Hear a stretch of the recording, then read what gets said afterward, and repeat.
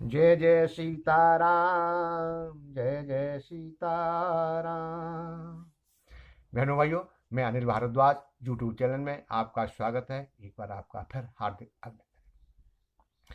बहनों भाइयों, हमारा जो आपका संवाद चल रहा है, वार्तालाप हो रहा है, वो रामचरितमानस का है।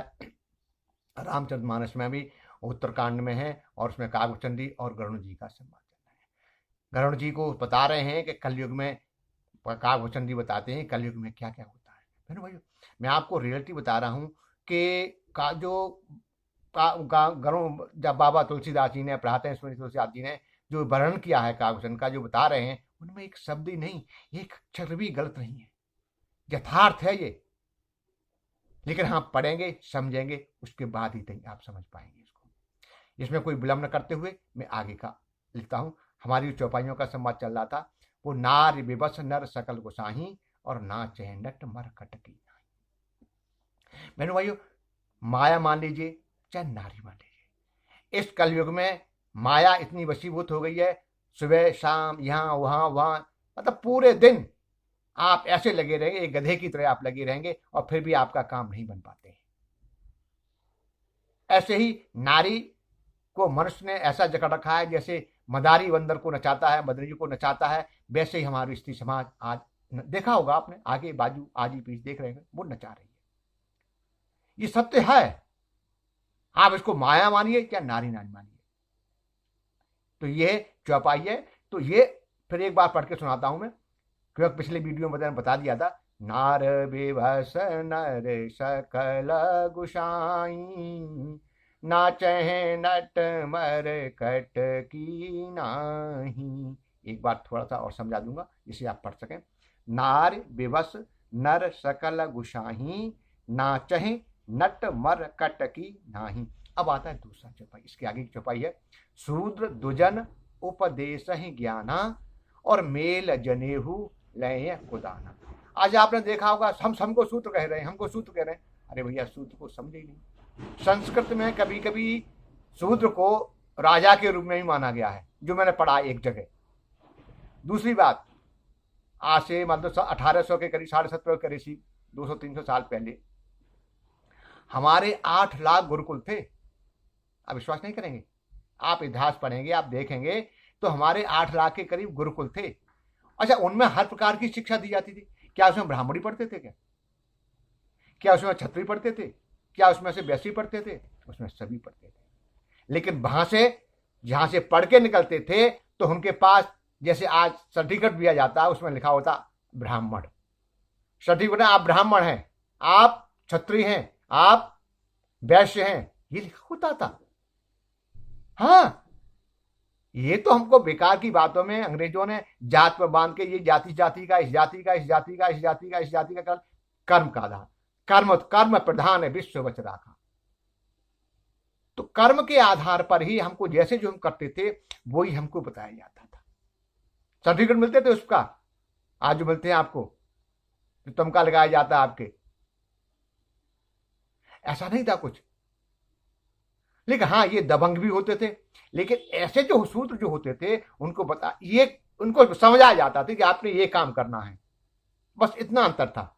लेकिन सभी थाली के एक चट्टे बट्टे हुआ करते थे, कोई अंतर नहीं था। सभी में, चारों वर्णों व्यवस्था में कोई अंतर नहीं था। जो योग्य होता था, उसी योग के आधार, योग्यता के आधार पर उस वर्ण व्यवस्था में उसको भेज दिया जाता था। अब आज कहते हैं कि हमको सूत्र, भाई सूत्रों को पता, वो जो सूत्र जो बनते थे, वो काम करने में बड़ी ही माहिर होते थे और उनको भी गुस्सा आती थी। तो तभी तो कहते हैं, शूद्र दुजन उपदेश ही ज्ञाना और मेल जनेहू लय खुदान। क्यों कहते थे कि हमारे साथ तो पढ़े हो, हमको शिक्षा दो, हम तुम्हारे नहीं हो सकते? ये कहानी थी। आज उसको उल्टा करके हम सोच रहे हैं। इसीलिए मैं बहनों भाइयों कहना हूं कि जो आप जो बता रहे हैं, रामायण का, रामचरितमानस को जब पढ़ रहे हैं, तो सूत्र क्या है, नारी क्या है, विषय क्या है, उसको थोड़ा समझिए। किसी के बातों मत आइए, स्वयं पढ़िए। किसी को से पढ़वाने की जरूरत नहीं है आज के जमाने में।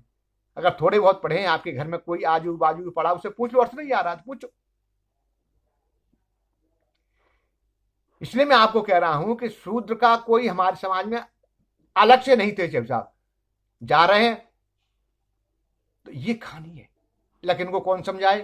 लेकिन हम जो गलतियां हो गई हमारी से उनको छोड़ो, लेकिन आगे एक ही साथ हैं सब सदे, जो हो गया तो हो गया, उसको न मैट सकता हूं, ना आप मैट सकते हैं, कोई और मैट पाएगा। लेकिन आगे के लिए हम ध्यान रखें कि हमारा धर्म सनातन युग से चला, स्वयं सनातन सो परसो मतों में। स्वयं अर्जुन कहते हैं गीता में, ज्ञान में अध्याय स्वयं कहते हैं वो कि आप तो सनातन है। तो ये आदिकाल से चला आ रहा सनातन धर्म की जो व्यवस्था है उसको कैसे भंग की जा सकती है, आपको बता रहा था मैं। इसीलिए हमारी वर्ण व्यवस्था में कोई अंतर नहीं था, न कोई फरेब था, सबको बराबर का दर्जा प्राप्त था। जो जैसा योग होता था उसी का तमगा उनको दिया जाता था। भाई आप ब्राह्मण है, आप शूद्र है, आप वैश्य है, आप क्षत्रिय है। मैं जो मेरी जो मैंने देखा है, पढ़ा है, या जो समझा है मैंने, वो केवल आप तक पहुंचा रहा हूं। ज्ञानी और मेरे से ज्यादा पता नहीं आचार्य ज्ञानी पता नहीं कितने कितने बैठे हैं यहाँ पर, आप उनसे भी विचार विमर्श कर सकते हैं कि जरूर नहीं है कि इस पंडित की बात को मान लें ना। ये मैं बता रहा हूं, ये किसी की बात को नहीं मानिए। आज के जमाने में झूठ फरे बैठ रहा है तो उसको थोड़ा सा संयम से देखिए, विचार करिए। बोले मधुर मचन, बोले मचन मधुर मधुर मोरा, खाए महा अहे हृदय कठोरा। मोर कितना सीधा बोलता है, लेकिन मैं जो कह रहा हूं बिल्कुल यकीन मत कीजिए, समझिए। अब आपको समझाता हूं, लंबा हो जाएगा वीडियो से। शूद्र दुजन उपदेश ही ज्ञाना, और मेल जनेऊ लहे कुदाना। जब शूद्र को साथी है तो कहता, क्यों पढ़े तो हम साथी साथी हैं,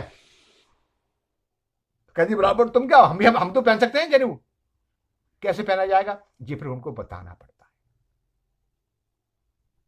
अगर कोई इस बात की मेरे को कोई बात किसी को खलती हो तो मैं अच्छा पढ़ाती हूँ। मैंने ऐसा कोई शब्द अब नहीं बोला अभी भी, लेकिन हाँ, हमारे समाज को जो विखंडन करने की जो कोशिश की जा रही है वो ठीक नहीं है। हम सब एक थे, एक हैं और एक रहेंगे। केवल वर्ण विस्तार जो जिस युग होता वो थी, वो हमारी चौपाई का, वो हम आपको बता रहा हूँ कैसे रामचंद्र ने, वो ही बता रहा हूँ।